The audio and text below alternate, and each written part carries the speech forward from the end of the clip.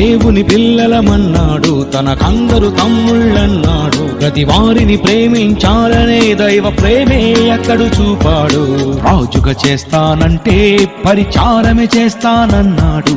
పరిచారం చేయుటకే పదవసరమే లేదన్నాడు. పన్నే చెల్లించాడు, ప్రేమతోనే మార్చేశాడు. అతడే మార్గదర్శి, ఆ మార్గంలో నడిచాడు మహాత్మా గాంధీ.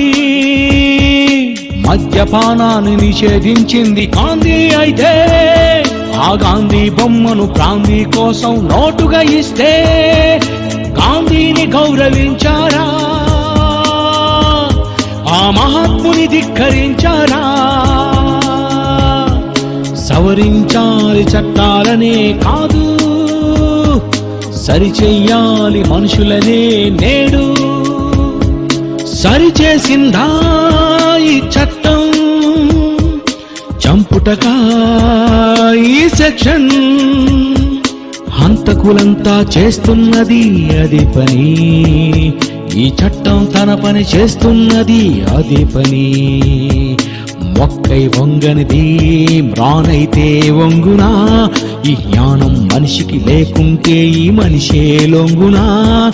దేవుని జ్ఞానం ప్రకటిస్తే చెడిపోతుందా ఈ లోకం?